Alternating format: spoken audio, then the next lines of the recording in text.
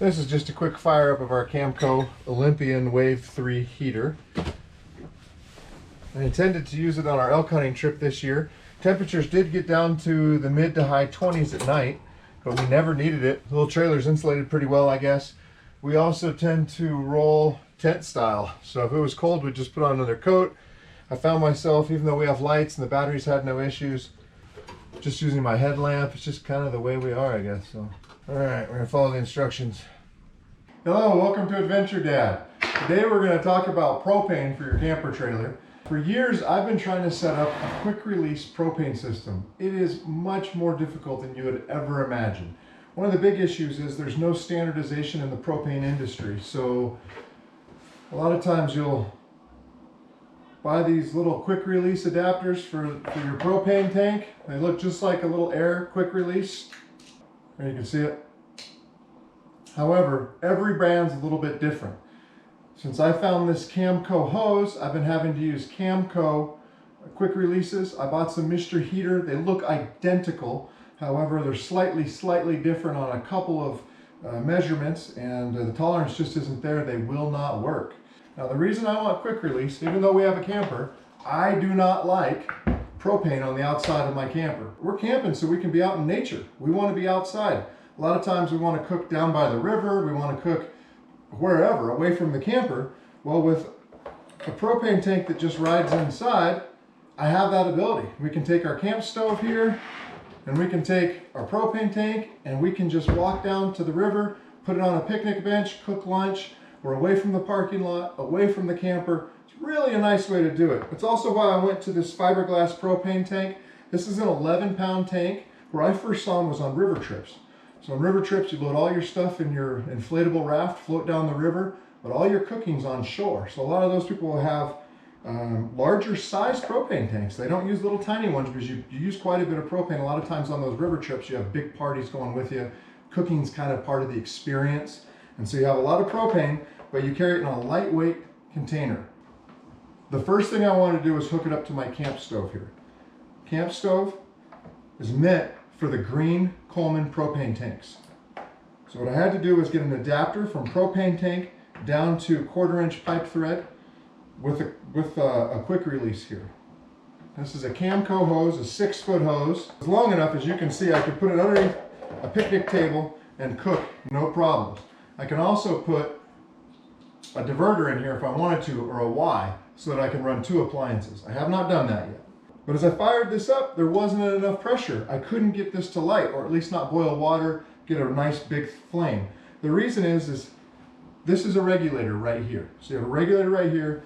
This hose comes with a regulator. So I had a regulator on the tank, just like you normally would, and I had a regulator down here. The regulator on the tank didn't allow enough pressure to fully fire our camp stove. And now I have this set up here straight through pipe, no regulator. That means everything I run on this system needs to have its own regulator. As you can see, no regulator, straight through gas, regulator here, super easy. Now I can put my camp stove away, move it out of the way here. Now we have our propane tank. Now the reason I'm making this video is because one thing our trailer doesn't have is a heater. I wanted to install a cubic mini wood stove, and I will in one of my next trailers. However, right now we just don't have the wall space. So I ordered a Camco Wave 3 heater. Here we are. This is my version of an unboxing video, but I've already opened it up. Here's your Camco Wave 3 heater.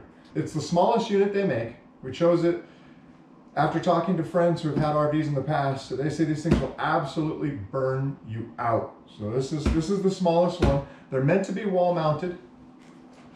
But Camco also sells a set of leg mounts. So I'm going to use the leg mounts, and that way I can store this in a drawer and take it out when we need it. I can just set it on the floor and use it. And I ordered a dust cover. I'm not usually the full accessory type guy, but I have heard that dust on these radiant heaters is not good for them. So I have a dust cover and legs. Here's the little heater. It's all you get. You get an instruction booklet, a wall mount template, and then this little heater right here. Pretty good instructions. As you can see, it's meant to wall mount. This does not have an internal regulator. There is a warning right here. It says use low pressure LP gas only. I cannot use my unregulated propane into this. Even if I put, I cannot use my unregulated propane straight onto this. If I were to take my quick release and put it on here, I would be pumping way too much gas into this because it is designed to use off of a regulated propane tank. So what I did is I bought a regulator. So here we are. I had to look around a little bit. This is a low pressure regulator. And what I have to do is I actually have to, it came here, it came with a fitting to screw right into a propane tank. I do not need this fitting. So I'm going to take this off, set it to the side. Now you also have to pay attention to gas flow. So gas flow right here, in, out, says it right on the back. So what I want to do is get my quick release is my inside, and then I'm going to put it right onto my heater right here. Now I'm going to thread these on, but I just wanted to show you how it's going to work. There, there. Now once this setup is fully threaded on, I can take my heater, and now I have regulated gas for my little heater without messing with my propane tank. Don't want to use it anymore, want to go cook. I installed my PTFE tape, got this regulator installed. This is not a factory approved installation, at least I don't think so, it's not the way they sell it. Here's the leg kit that comes with it. All it is, you get 2 brackets and 4 screws, that's it. The brackets do have little rubber feet on them. I try to make videos all day long. Try to get them done in the morning. Today I didn't, so you can hear my son outside playing. He is having a darn good time. So you might hear him in the background there, playing with the dog. Gosh, aren't I handy? I already have the leg kit installed. Now we need to follow directions.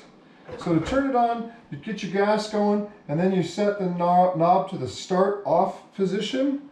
8, 9, 10, and while depressing this, I hit my piezo. There we are, I have flame. By this time,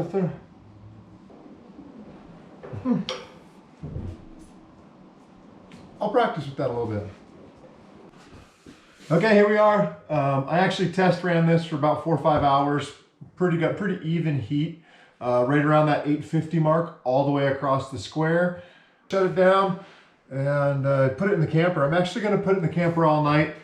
Whenever I do a modification that's not really factory, such as adding my own regulator, I like to try it out. So the camper has a good CO2 detector in there.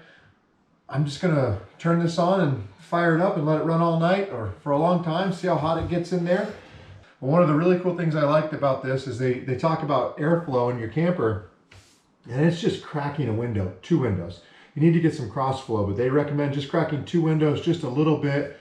Even on the coldest nights, we sleep with our roof fans open, just so we don't get condensation issues. The gas system on. So I push this down, 10 seconds. 2, 3, 4, 5, 6, 7, 8, 9, 10. There we are, we have ignition. So now I continue holding it down for another 45 seconds or so before I can turn it. I did test this before we left. I closed the trailer up, ran this for a couple, probably 6-7 hours. Trailer was super hot. The CO2 alarm did not go off, so that was good. I do always keep my trailer pretty well vented. So there's the Camco Olympian. Like I said, I didn't get a chance to test it in real life. We got some cold nights down to the mid-20s. However, it was plenty warm in the trailer for us with the insulation and just body heat. So this was riding along. We could have used it at any point in time, just chose not to. Sorry, I can't tell you more. Please like, subscribe, follow along, ask questions. You know the deal. We appreciate your time.